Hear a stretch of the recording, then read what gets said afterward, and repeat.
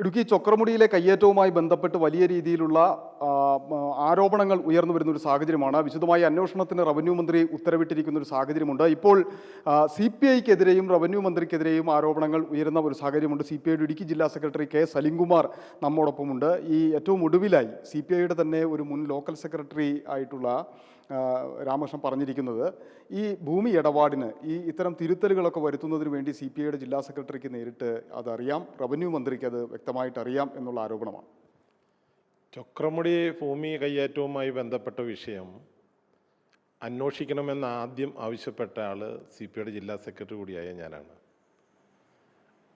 ആ ആവശ്യം ഉന്നയിച്ചത് റിപ്പോർട്ടർ ചാനലിലൂടെ തന്നെയാണ്. അതോടൊപ്പം തന്നെ ജില്ലാ ഭരണകൂടത്തിനോട് അത് സംബന്ധിച്ചുള്ള എല്ലാ നടപടികളും ആരംഭിക്കണമെന്ന് ആവശ്യപ്പെടുകയും ചെയ്തു.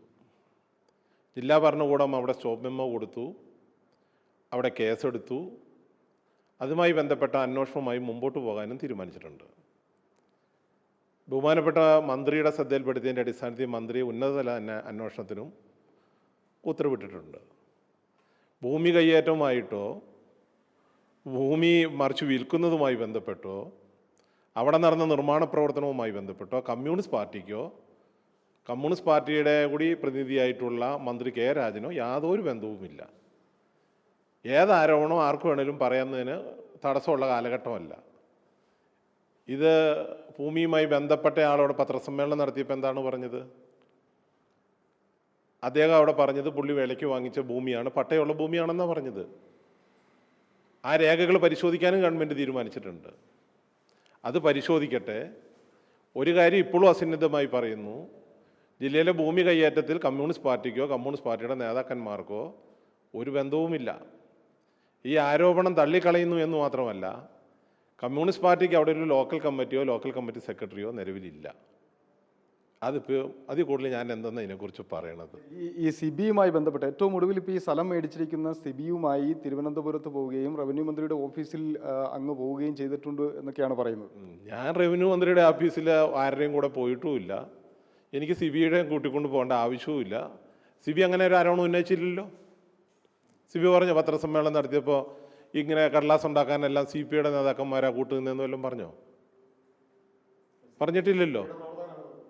CPIയുടെ പ്രവർത്തകനാണ് പറഞ്ഞത്. CPIയുടെ പ്രവർത്തനം എന്ന് പറഞ്ഞു കഴിഞ്ഞാൽ എനിക്കറിയാൻ പാടില്ലല്ലോ CPIയുടെ പ്രവർത്തകനാണെന്ന് തന്നെ. അവിടെ ലോക്കൽ കമ്മിറ്റി ഇല്ലയെന്ന് പറഞ്ഞാൽ ലോക്കൽ കമ്മിറ്റി സെക്രട്ടറി എന്നല്ലേ പറഞ്ഞത്. ബൈസന്മാരിയിൽ കമ്മ്യൂണിസ്റ്റ് പാർട്ടിയെ സംബന്ധിച്ചിടത്തോളം 5-8 സഖാക്കളാകെ ഉള്ളൂ. ആ കൂട്ടത്തിൽ ഇദ്ദേഹം ഉണ്ടോ ഇല്ലെന്നുള്ള പരിശോധിക്കേണ്ട വിഷയമാണ്. മറിച്ച് അവിടെ ലോക്കൽ കമ്മിറ്റി ഇല്ല. ലോക്കൽ കമ്മിറ്റി സെക്രട്ടറി എന്ന് പറഞ്ഞ ഒരാൾ ഞങ്ങൾക്ക് ആ തസ്തിക അവിടെ ഇല്ല. ഈ വിഷയവുമായി ബന്ധപ്പെട്ട് CPIയുടെ ചില ആളുകൾ, CPIക്കകത്ത് തന്നെയുള്ള ആളുകൾ ജില്ലാ സെക്രട്ടറിക്കെതിരെ ആരോപണം ഉന്നയിക്കുകയും അത് സംസ്ഥാന സെക്രട്ടറി കാനം രാജേന്ദ്രനെ പരാതിയായി അറിയിക്കുകയും ചെയ്തു എന്ന് പറഞ്ഞു. അത്തരം സാഹചര്യങ്ങളെല്ലാം അറിയുമോ? ജില്ലയിൽ ഒരു പരാതിയും അത്തരത്തിലുണ്ടായിട്ടുമില്ല. CPIക്ക് അതൊരു പ്രശ്നവുമില്ല. ഏതെങ്കിലും CPIയുടെ സഖാക്കന്മാർ അങ്ങനെ പറഞ്ഞോ ഇങ്ങനെ കാര്യമുണ്ട്, CPIക്കകത്ത് വിവാഹിതയുണ്ട്, അല്ലെങ്കിൽ അഭിപ്രായ വ്യത്യാസം ഉണ്ടെന്ന് ആരെങ്കിലും പറഞ്ഞോ? ഇത് പറയേണ്ട ആൾ ഞാനല്ലേ ഉത്തരവാദിത്തത്തോടു കൂടി പറയണത്. ഈ ജില്ലയിൽ കയ്യേറ്റം നടത്താത്ത ഏക രാഷ്ട്രീയ പാർട്ടി എന്ന് പറയുന്നത് കമ്മ്യൂണിസ്റ്റ് പാർട്ടിയാണ്.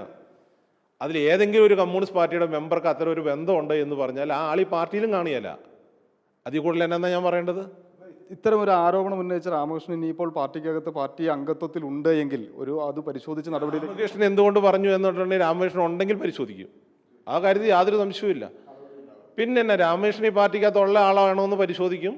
രാമകൃഷ്ണൻ എന്തുകൊണ്ട് അങ്ങനെ പറയാൻ സാഹചര്യം ഉണ്ടായെന്നതിനെ കുറിച്ച് അങ്ങനെയാണെങ്കിൽ പരിശോധിക്കും. അങ്ങനെ ഉണ്ടെങ്കിൽ അതുമായി ബന്ധപ്പെട്ട നടപടിയും ഉണ്ടാവും. ആ കാര്യത്തിൽ യാതൊരു സംശയവുമില്ല. എന്നാ സംശയം?